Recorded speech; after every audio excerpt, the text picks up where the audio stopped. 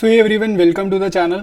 तो भाई आज की क्लास में देखो हम क्या करने वाले हैं, change in TSR profit sharing, ठीक है। जो change in profit sharing ratio chapter है, इसमें ना एक कैटेगरी का क्वेश्चन ऐसा है जो बहुत ज़्यादा आता है, ठीक है। एक कैटेगरी का क्वेश्चन है जो बहुत ज़्यादा आता है। अब ये कैसे आ सकता है आपको, ये हो सकता है आपके पेपर में आपको एमसीक्यू फॉर्मेट में मिल जाए, ठीक है। एमसीक्यू वाले फॉर्मेट में पूछ लेगा तो 1 नंबर का आएगा। Otherwise short answer type question में भी ये आ सकता है, ठीक है। मतलब हमें इसकी सॉल्विंग वगैरह भी करके दिखानी पड़ सकती है, ठीक है। लेकिन कैटेगरी यही है।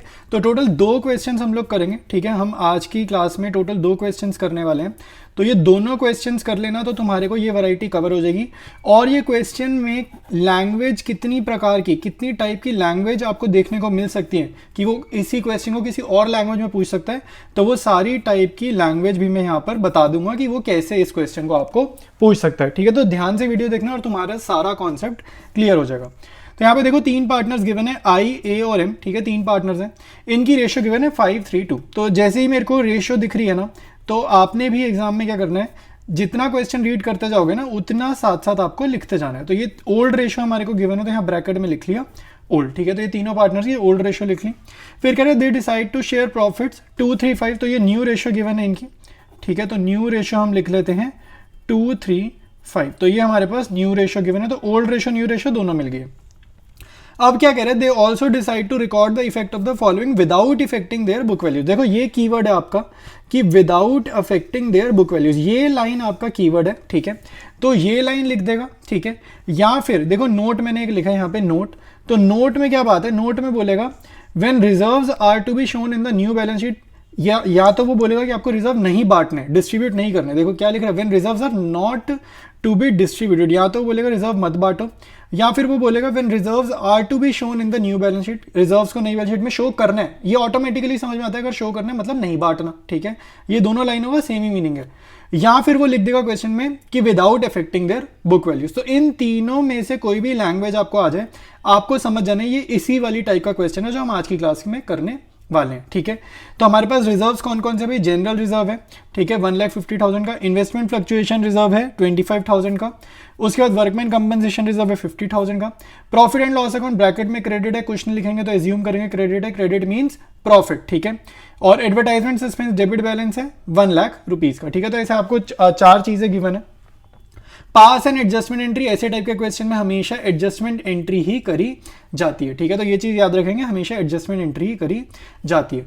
Assuming no liability is expected towards workman compensation reserve, इसका मतलब है क्लेम 0 है, कह रहा है कोई क्लेम नहीं है। और मार्केट वैल्यू इक्वल है बुक वैल्यू। बेसिकली वो कह रहा है क्वेश्चन को आप सिंपल रखो, जितना डेटा गिवन है उसी से ही सॉल्व करो, कॉम्प्लिकेट करने को वो क्वेश्चन को मना कर रहे हैं, ठीक है।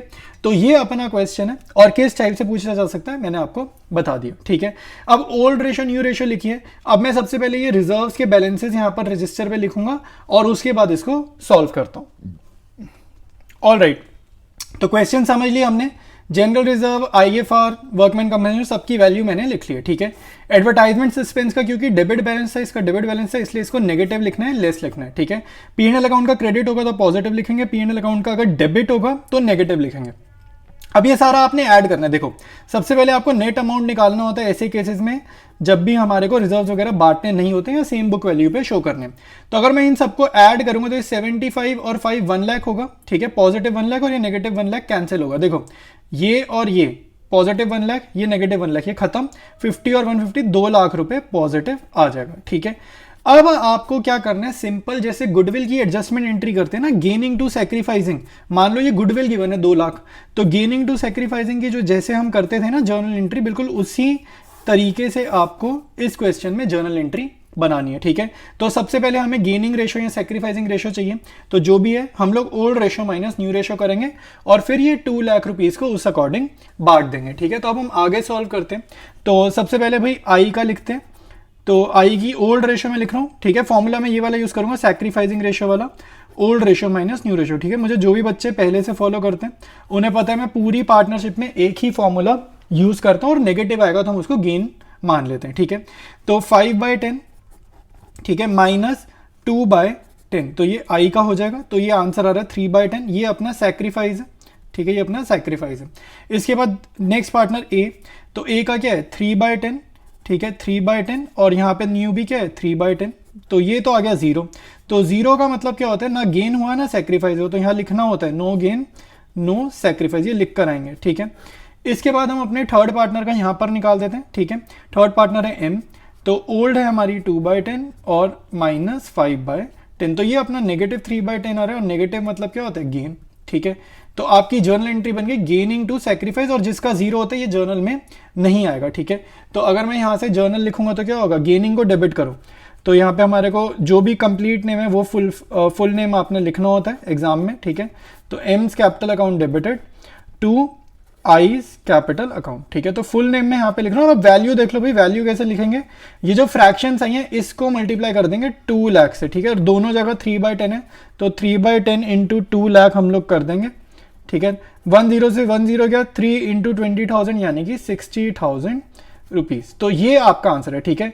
Single journal entry, adjustment entry, कुछ भी लैंग्वेज आ जाए समझ जाना, यही वाला क्वेश्चन है, ठीक है। तो ये आपको कंप्लीट सोल्यूशन दिख रहा है, एक और करना पड़ेगा इसका, तो हमारी इसकी सारी वैरायटी कवर हो जाएगी। तो अब हम करेंगे नेक्स्ट क्वेश्चन। ऑलराइट, तो अब नेक्स्ट क्वेश्चन करेंगे। अब अगर तुम इस क्वेश्चन को पॉज करोगे वीडियो और रीड करोगे ना, तुम्हें लगेगा यार ये तो पिछले क्वेश्चन जैसे, इसमें फर्क क्या है, ठीक है। तो सॉल्व करते हैं और आपको इसमें डिफरेंस दिख जाएगा कि क्या डिफरेंस है इस क्वेश्चन में, ठीक है। तो फर्क है क्वेश्चन, तो सॉल्व करना पड़ेगा। तो एवीएस 3 पार्टनर्स हैं, ठीक है। तो इनकी ओल्ड रेशियो मुझे गिवन है 5:3:2, ठीक है। और ये मैं यहाँ लिख देता हूँ ओल्ड, और इन्हीं की रेशियो बदल गई है, तो इन्हीं की न्यू रेशियो मुझे क्या गिवन है 2:5:3, तो ये न्यू है, तो मैं यहाँ ब्रैकेट में लिख देता हूँ न्यू। अच्छा, अब देखो land having book value 1 lakh was found under valued bye 2,50,000 rupees. देखो बाय लिखे, बाय और अंडर वैल्यूड, देखो तो इसका मतलब क्या है कि आपकी जो लैंड की कीमत है वो कितने से इंक्रीज करनी है, जितने से वो कम है। देखो अंडर वैल्यू मतलब वो कम दिख रही है, तो 2,50,000 से कम दिख रही है ना, मतलब लैंड की कीमत हमारे को 2,50,000 से बढ़ानी है, ठीक है। तो लैंड की कीमत मुझे 2,50,000 से बढ़ानी है। फिर कहते हैं stock having book value of 4 lakh was found over valued bye 3 lakh. तो स्टॉक की कीमत ऑलरेडी ज्यादा दिख रही है, कितनी ज्यादा दिख रही है, 3 लाख रुपए से ज्यादा दिख रही है। तो अब हमें चीजों को ठीक करना है, तो इसकी कीमत 3 लाख से ज्यादा दिख रही है, हमें चीजों को ठीक करना है, तो क्या करेंगे, इसकी वैल्यू 3 लाख रुपए से कम कर देंगे, ठीक है। इसकी वैल्यू हम 3 लाख रुपए से कम कर देंगे, अकाउंट्स में ब्रैकेट मतलब नेगेटिव, ठीक है। तो यहाँ पे अब हम नेट अमाउंट निकालेंगे। तो जो नेट अमाउंट है, अगर आप ध्यान से देखोगे यहाँ पर नेट अमाउंट आ रहा है 50,000, लेकिन नेगेटिव का, तो ये ना सारी चीजें बदल देता है, नेगेटिव चीज सारी चीजों को बदल देगा। अब प्रोसेस सेम है, सिर्फ जर्नल में डिफरेंस है। अब देखो आपको ये वही क्वेश्चन है, बोल रहे हैं ना pass the necessary adjusting entry without affecting the book value, book value मत बदलो। तो वही है पिछला क्वेश्चन जो किया था उसमें बोल रहा था बुक वैल्यू मत बदलो। तो इस टाइप के क्वेश्चन को कैसे सॉल्व करते हैं समझ आपको आना चाहिए, ठीक है। तो अब देखो ये नेगेटिव है, तो अब प्रोसेस सेम है, प्रोसेस में कोई चेंज नहीं है, ठीक है। मैं थोड़ा रजिस्टर ऊपर करता हूं, अब सॉल्व करते हैं। प्रोसेस सेम है, इसको गुडविल समझ लो और गेनिंग टू सैक्रिफाइसिंग वाली जर्नल एंट्री पास करेंगे, ठीक है। तो मैं पहले लिख देता हूं old ratio minus new ratio, ये मैं निकाल रहा हूं सैक्रिफाइसिंग रेशियो का फॉर्मूला यूज कर रहा हूं। तो ए का सबसे पहले ओल्ड लिखा, यहां पे ओल्ड न्यू आपको दिख रहा है, तो 5/10, ठीक है। वी का ओल्ड लिखा 3/10 और अपना एस का ओल्ड लिखा 2/10। माइनस करेंगे न्यू तो 2/10, ठीक है। फिर -5/10 और -3/10, ठीक है। तो अब ये सॉल्व करते हैं, डिनोमिनेटर सेम है तो इजी होगा। 5 - 2 3/10, पॉजिटिव मतलब सेक्रीफाइस, ये नेगेटिव 2/10, नेगेटिव मतलब गेन, और यहां पर दोबारा से नेगेटिव आ रहा है तो ये भी क्या मतलब है, गेन, ठीक है। तो जर्नल आपकी होती है गेनिंग टू सैक्रिफाइसिंग, ठीक है। जर्नल आपकी होती है गेनिंग टू सैक्रिफाइसिंग, लेकिन ये जर्नल तब एप्लीकेबल है अगर आपकी ये जो नेट अमाउंट वाली फिगर है ना ये पॉजिटिव हो। ये जर्नल तब एप्लीकेबल है, तब लागू होगी ये अगर आपकी ये फिगर क्या है, पॉजिटिव है। अगर ये फिगर नेगेटिव है तो इस जर्नल की उल्टी रिवर्स जर्नल आपको बनानी है, इसको उल्टा कर दो, मतलब जो क्रेडिट हो रहा है उसे डेबिट कर दो और जो डेबिट हो रहा है उसे क्रेडिट कर दो। तो यानी कि हमारे एग्जाम्पल में या जो हम जो क्वेश्चन कर रहे हैं इसमें जर्नल क्या होगी, सैक्रिफाइसिंग टू गेनिंग पार्टनर, ठीक है। तो ये आपकी जर्नल होगी इसकी। तो अब हम यहाँ ऑफिशियल जर्नल लिखेंगे, तो सैक्रिफाइस कौन कर रहा है, ए कर रहा है, तो ए को तो करना है डेबिट, ठीक है। तो ए कैपिटल अकाउंट आपका हो जाएगा डेबिट, ठीक है।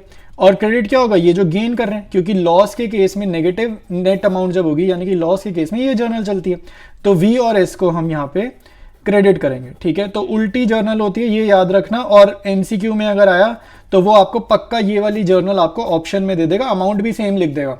तो यही गलती हो जाती है, बच्चे उस टाइम ये वाली जर्नल पे टिक मारते हैं, ठीक है। अच्छा अब अमाउंट देखो कैसे निकलेगा, अमाउंट आप समझ लो, ये आपका 50,000 फिगर है ना, और ये जो फ्रैक्शंस है इनको इससे मल्टीप्लाई करो, आपको यहाँ अमाउंट मिल जाएगा।